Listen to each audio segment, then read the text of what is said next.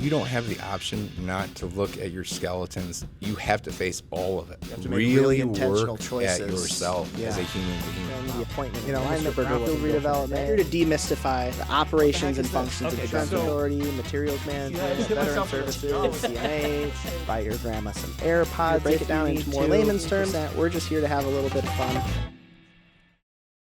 Hey there, Ottawa County, and welcome back to Ottawa Out Loud, the official podcast of Ottawa County. I am your host, Scott, and yes, we changed the set. We moved some stuff around. I will not be answering any further questions on that. If you ask me, hey, did you change the set? I'm going to say, I'm sorry, am I being detained, officer? Am I free to leave? I plead the fifth on that one. We just changed it, and that is that. Thank you very much.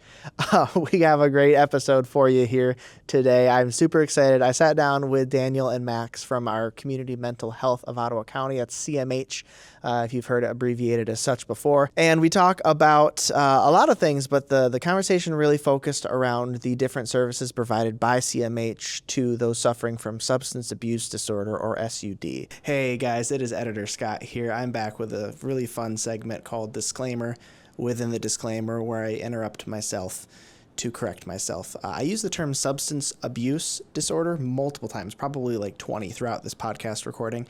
It is substance use disorder, SUD. Makes sense when we think about it, right? I just wanted to correct myself because I want to get the terminology correct out of respect. Also, if anybody wants to look into treatment options a bit more, I want to make sure you have the right terminology to do so. Okay, back to the podcast. So that means we're going to talk about this topic quite a bit. We're going to mention different substances.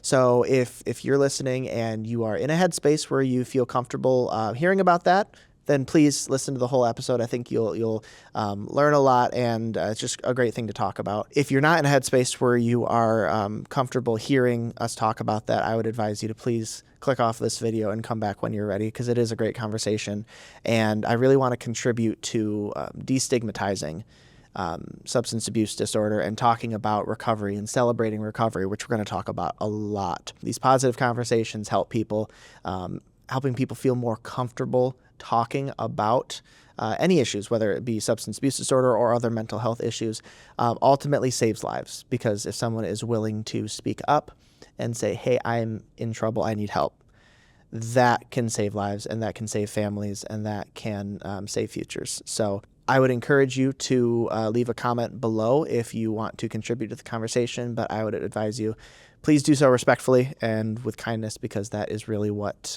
is going to bring us forward and into a better place as a society, as a county, and as individuals. So thanks for that. On that note, we have our question of the day. So let me know down in the comments below, what have y'all been watching lately? What's a good movie, TV show? What's been in front of your eyeballs lately that you've enjoyed that you want to recommend to me? I'm a big movie guy. I went to film school. Big fan of television as well, and I'd like to know what I should watch. So thanks for that, a whole bunch. All right, y'all, it is time for some announcements. Check, is this thing on?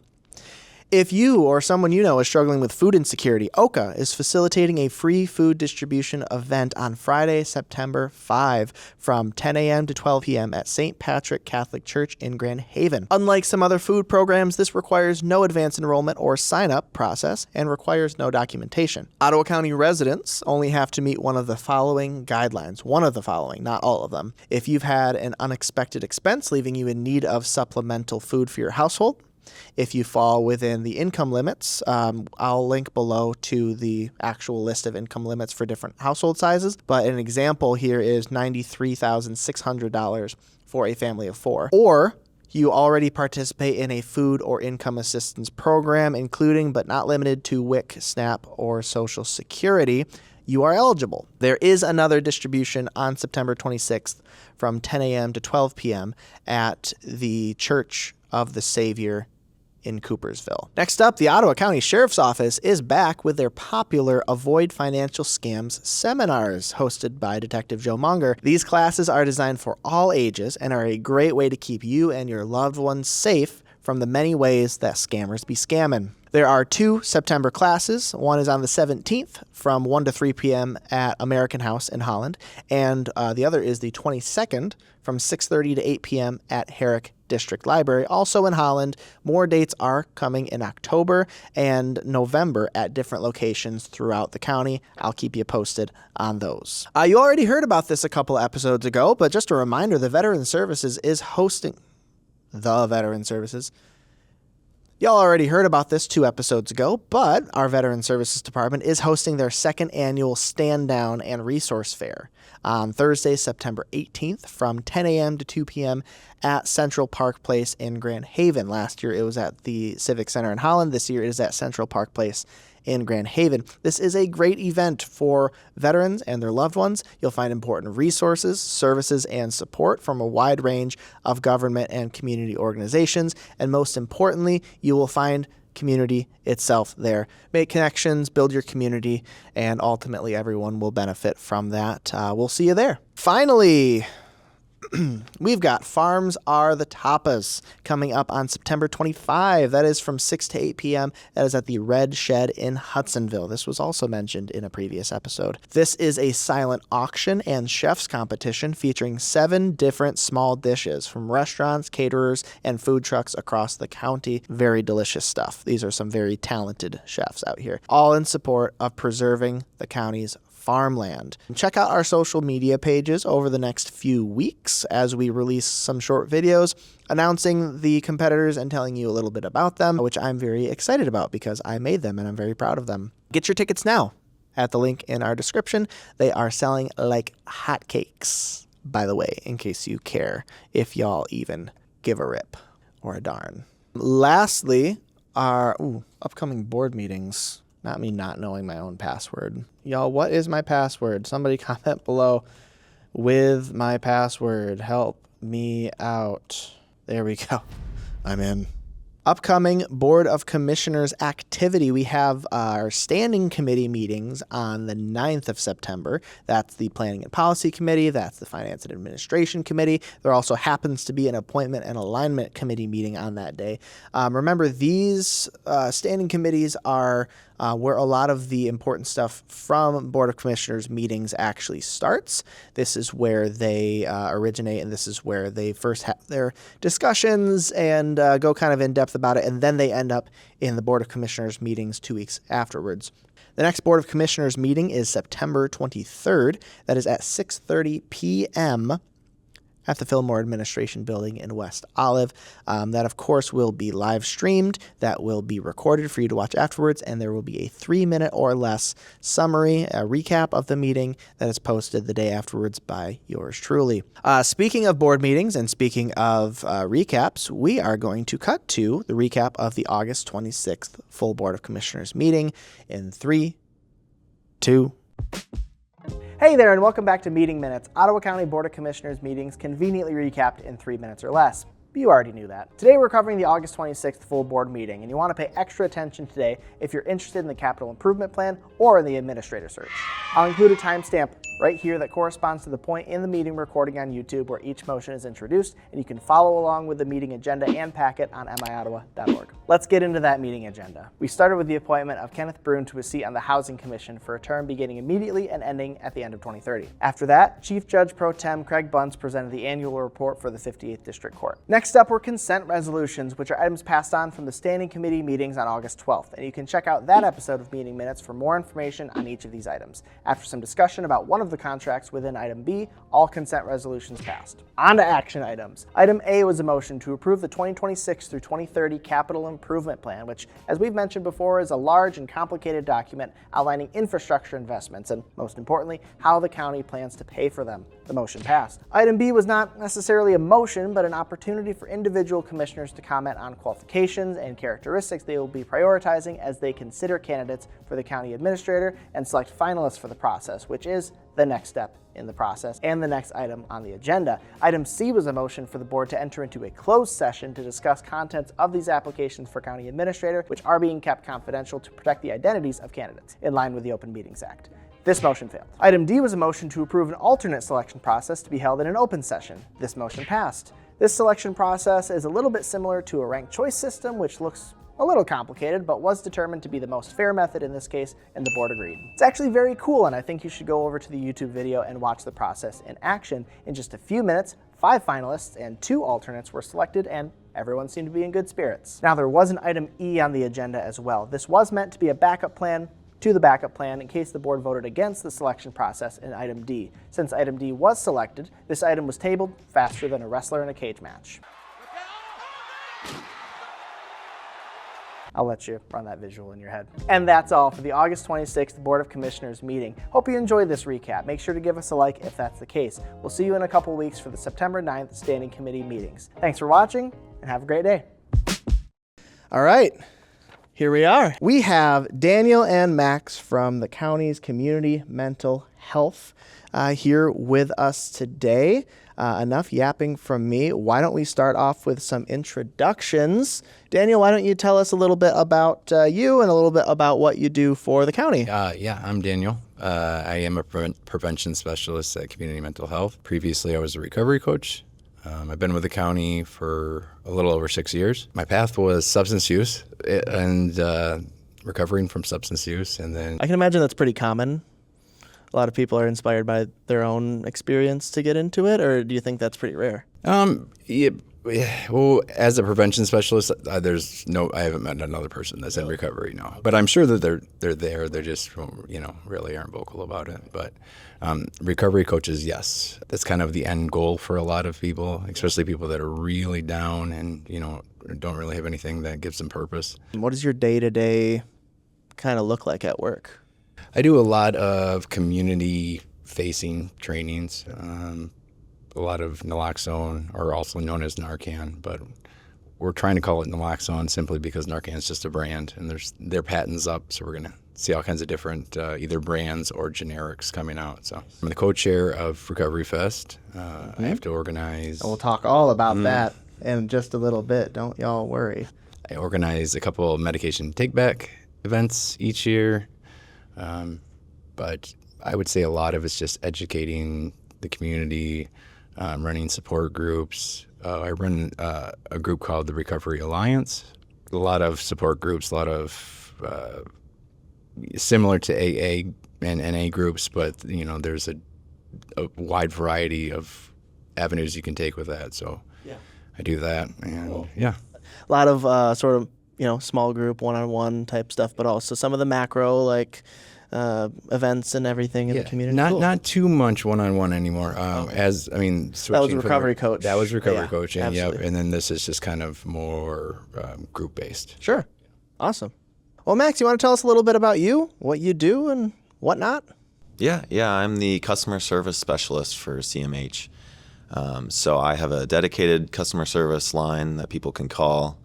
I get all sorts of calls for that. Sure. There's questions, concerns, people that want to find resources in the community. I have a broad and a very shallow knowledge of all things CMH. Yeah. So I'm kind of one of the point people for anyone that's calling in. Okay. So generally when people call in the number on the website, you'll be one of the people to pick up and you sort of say, here's where you go. You don't solve the problems yourself, but you're an important step on the path.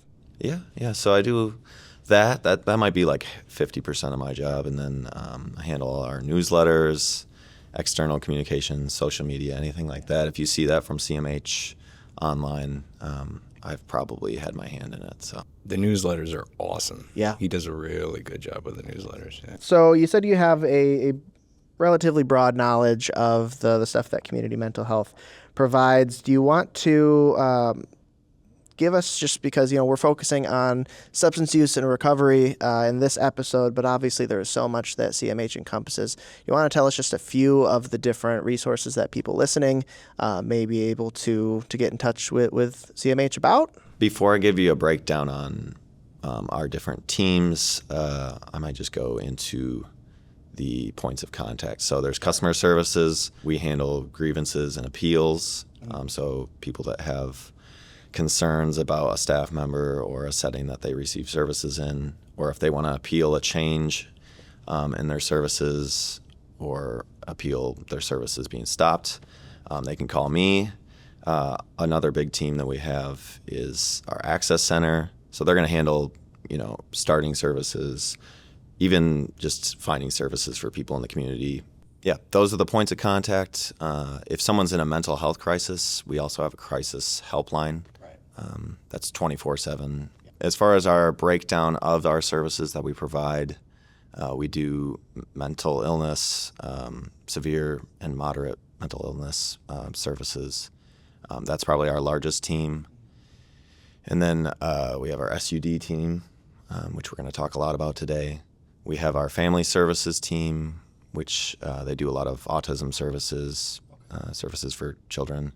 Then we have our IDD team, which is intellectual and developmental disability team.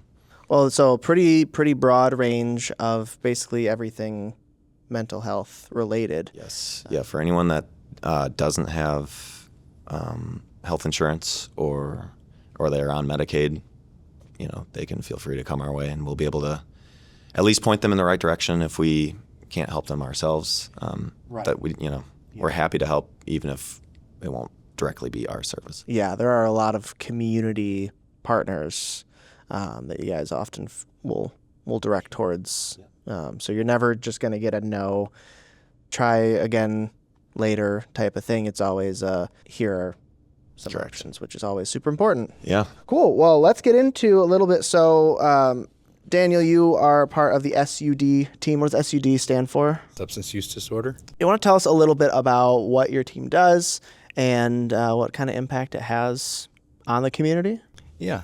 We have a team of roughly 7 inside of the building on James Street, but we also have another team that's inside of the Ottawa County Jail. Their job is pretty interesting because they kind of help them work through different barriers, whether it be, making sure they're getting to appointments, working almost kind of on life skills, that type of a thing.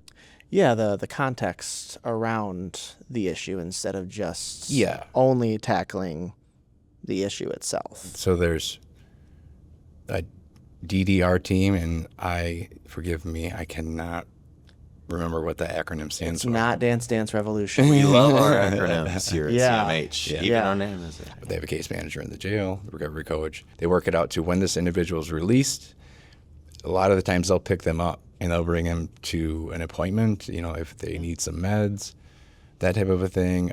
And they work with them closely, at least for the first couple months, just to try to help them get on their feet. It's really, I would assume, very challenging especially if you want to turn your life around. I mean, not everybody that's in jail needs to turn their life around necessarily, but there's a good portion of them. And if they have a substance use disorder, this is the team that's going to help. I guess for an individual, the services are so different and they can absolutely fall outside of what people would expect. So it is kind of hard to talk about, but I think it's good that we are.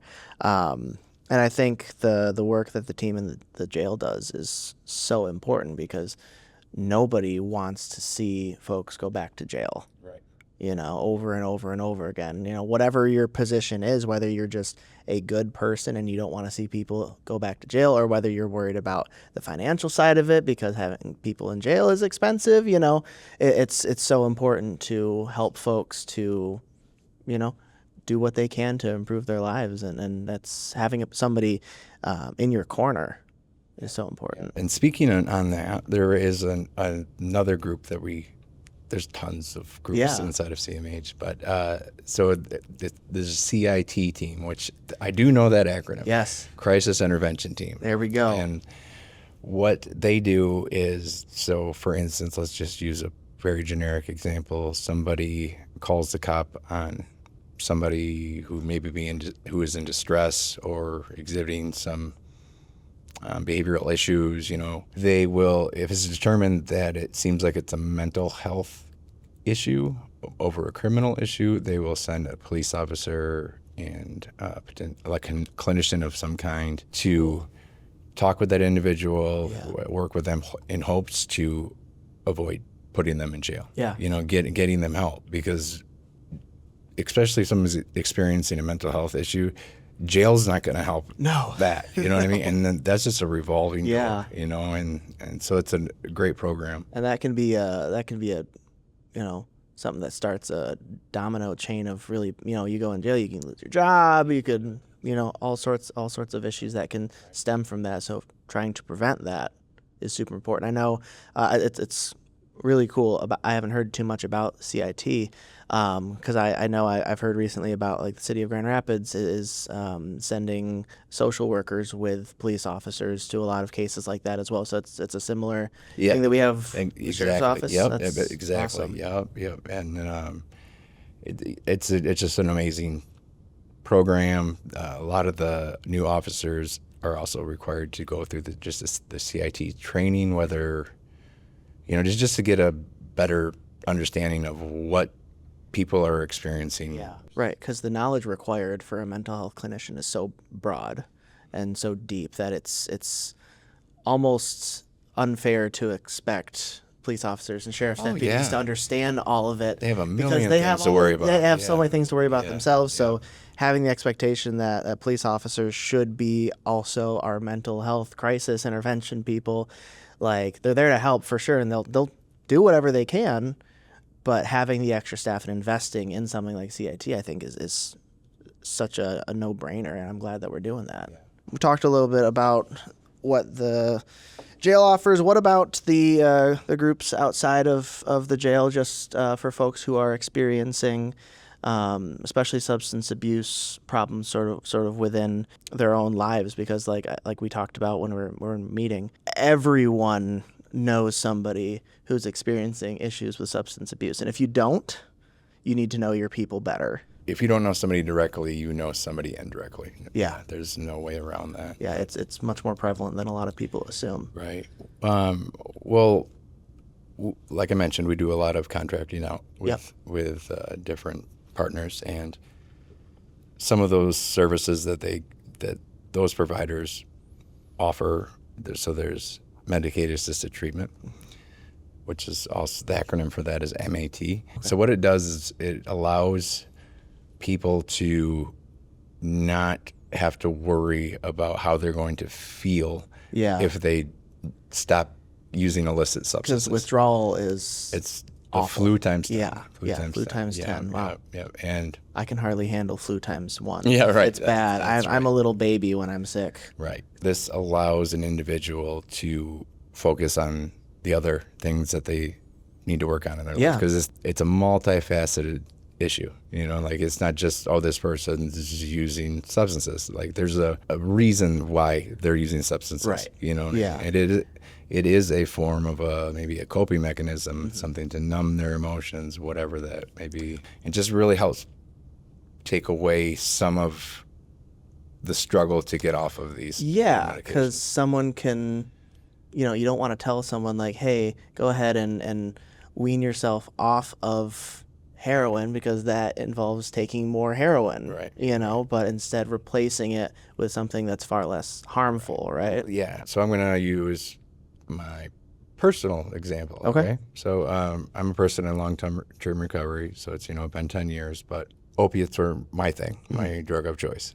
And I went to the methadone clinic to get treatment. And what that did for me is it gave me structure. So with methadone, it's a very regulated substance. They don't give you a 30-day supply and say, go home. Right. It's something that Monday through Saturday, I needed to be to this clinic before 11 a.m. or I'm not going to get my medication and I'm not going to feel great. Right. I'm going to start. That's motivation. Yeah.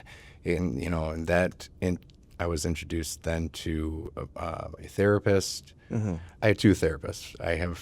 Still have one, but at the time I had 2. And one kind of dealt with my outside life, maybe figured out the reasons of why I was using substances in the first place. And the other one, really just focused on overcoming my triggers, overcoming the substance itself. Right. And I credit that to saving my life. Yeah. Because that's really what this is all about. Yes. All of CMH in general. Yeah. Really. Yeah. Is about saving improving lives. quality of life. Yeah. And and saving lives. Yeah. It just was a really good experience for me. Some people are on medicated-assisted treatment for a long, extended period, some even permanently. Yeah. And that can be looked down upon, which is, I don't think, a good thing at all. Because if, say, you have high blood pressure and you need to take blood pressure medicine the rest of your life, That's not looked down upon. it's not looked down Yeah, upon. why not? Why? Yeah. It's it is. It's all health issues. It's health issues. The brain is an organ. Yeah, medicated-assisted treatment is. And that's something that you and your team can help people Yes, we help to get into. Yes, we. Yeah. Yep. There's several providers that offer that. That might be something that we're looking into, seeing what that would look like. If Sure. that's, Awesome. And so that's just one facet. But then getting people into detox, medically monitored, help people kind of get back to square one with the substance side of things. Good. What's unfortunate is that that's not an answer. Like it doesn't solve things. You know what I Right, mean? Like, yeah. if you haven't figured out the why, It's not realistic just to say, okay, I'm done with the substance and I'm off of it. That can be a and revolving door for people. Right. Got to be realistic about yeah. what people can take Yep, psychologically. Yep. And there's short-term residential Okay. options that we'll connect people with. So that's typically a 14-day stay. And then that individual will do something called IOP, another acronym for you. Yep. Intensive outpatient. That's really, they're there. It's almost kind of like a full-time job for those programs. And it's their multiple hours per day, several days a week. Wow. And then there's long-term residential. And so that's when people are staying 30, 60, 90 days. All of those programs are so helpful for people, to. Just depends on the person. It just depends where on the they're person. at. Everybody's path to recovery is very different from the next person's. Yeah. But there isn't one that's better than the other. It's just figuring out which one is the right one for you. Yeah. And that's where finding out what is the best route for people is really such a big part of your job. And Max, you too, because somebody might call in and they may have substance abuse issues, but they might also have other things that CMH can help them with. And I can tell you, if you do call in to one of the numbers and talk to somebody, the team does a great job. I'll share something personally as well. I recently had a family member who has a substance abuse disorder and it's been getting a lot worse. And so I actually reached out right to Daniel on the Microsoft Teams, and he was kind enough to ask me some questions, and we ended up, being able to get to a better place. And I just want to share, this team is here. If you're a resident of Ottawa County and someone or you yourself are struggling, like it's a great team. They're great people. But that's really what it is, making a connection, learning more, and trying to get just that next step. We're very lucky in Ottawa County we have a lot of good resources and a lot of people that really care about people. Yeah, community mental health is one department that I look at how much it covers, and I'm always blown away. I could, work with a different team of people every day. I feel like making, the social media content and stuff that I make, and I feel like I would never get the chance to meet everyone and talk to everyone. Right. There's a lot going on. Yeah, you stay busy. Yeah. I would love to hear some stories of success, stories where someone, watching or listening could be inspired and can see like this stuff really works. Yeah. There was worked with for a couple of years, and she was just really struggling when I first met her. And every week she worked hard, like when we met once a week. When I transitioned into this the prevention specialist position, like you kind of lose contact. But then at RecoveryFest, I know we're going to talk about that again. So we have resource tables where local agencies can have a booth. And I'm walking by, just checking in, make sure everybody's got their stuff. And she was sitting there, and she's now a recovery coach herself. And wow. She's killing it. And it's just, that's awesome. Right.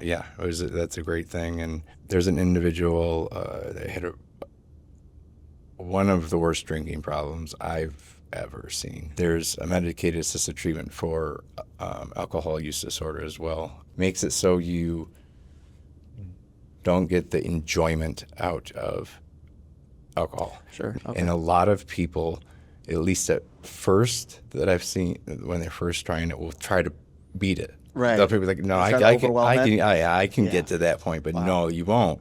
And so he was falling down, hurting himself, Yeah, I mean, that can be dangerous. And dangerous. And to overcome that's very challenging. So it's, he was either my first or second client ever, and ran into him, and he's still, he's several years sober. It's just great to see those kind of things, because it's, when you're struggling with substance use disorder, you feel hopeless. Yeah. And without hope, if you really take away hope from people, like I can speak personally, it is a miserable, horrible existence.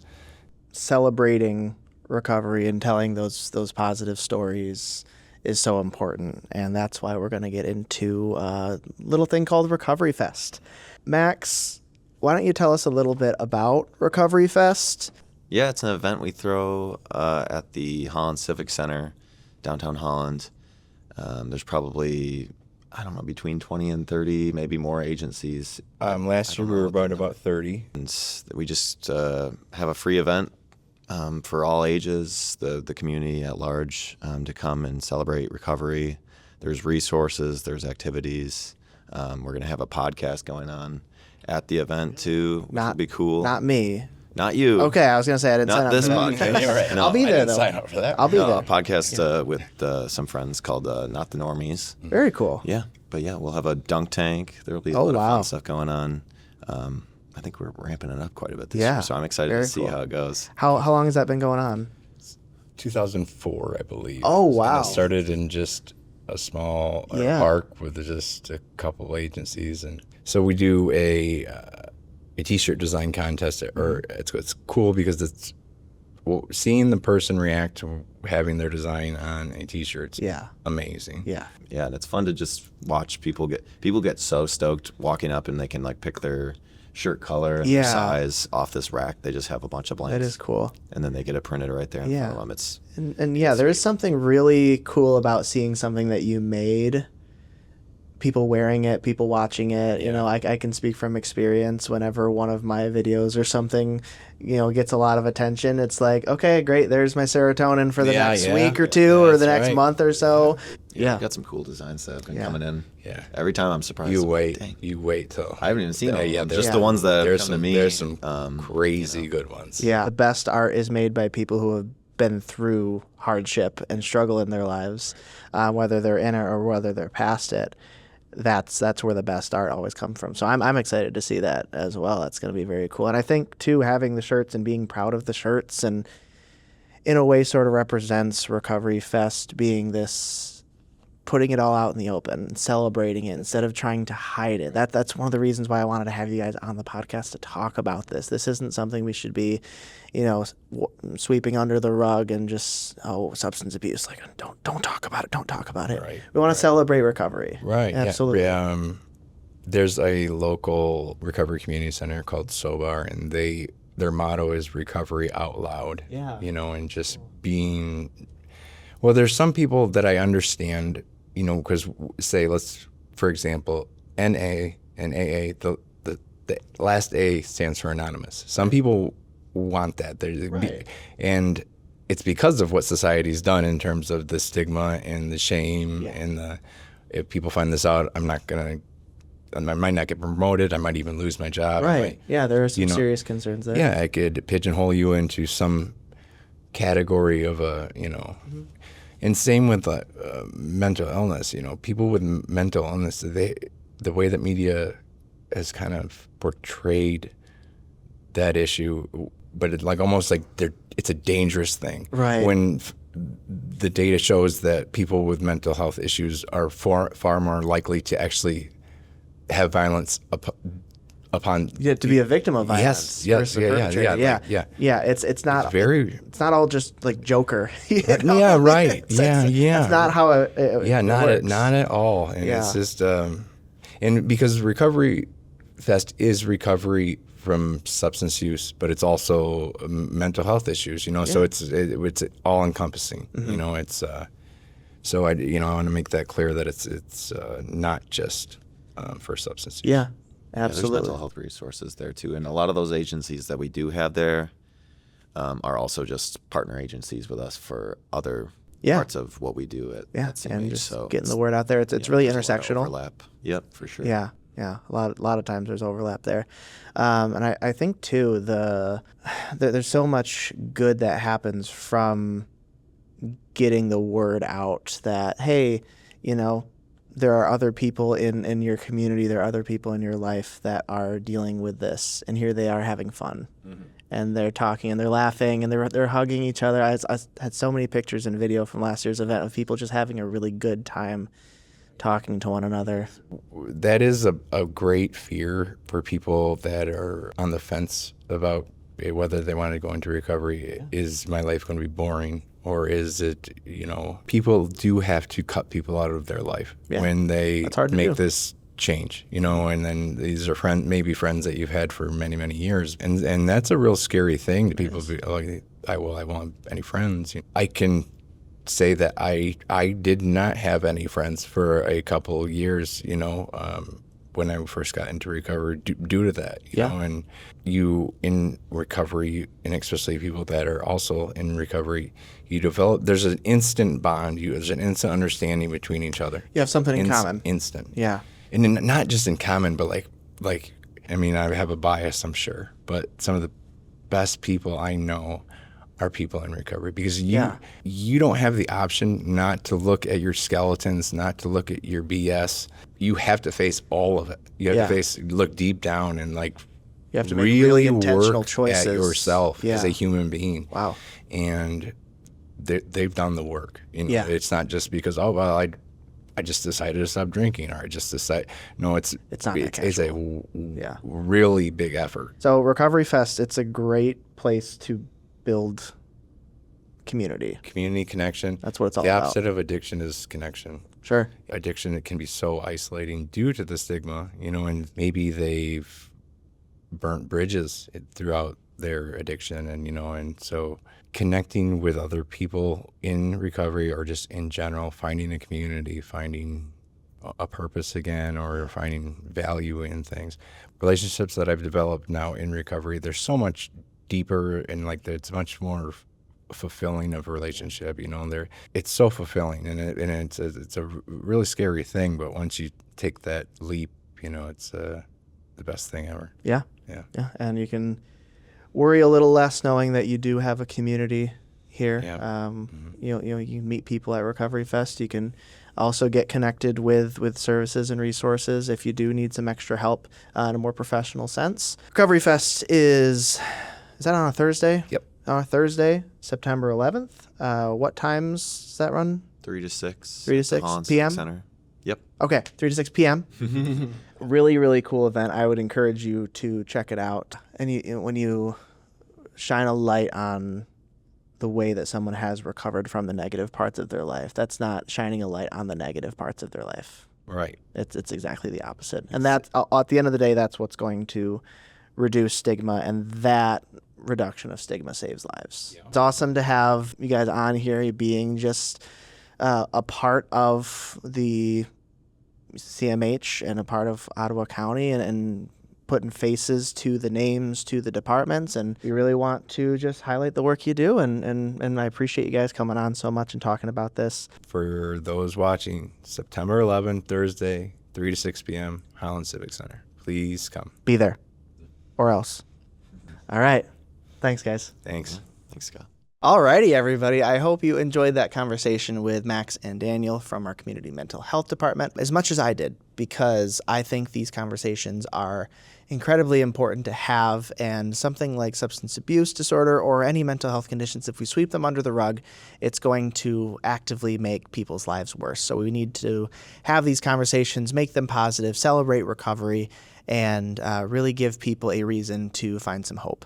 And that's what RecoveryFest is all about. That's what the work that these fine gentlemen do is. That's why it's so important. If you did find some value in this podcast, I would appreciate you dropping a like, whether that's a 5-star rating on Spotify or Apple Podcasts or whatever they do. I know on YouTube here it is just a like. That tells me that you got something out of this, which I appreciate.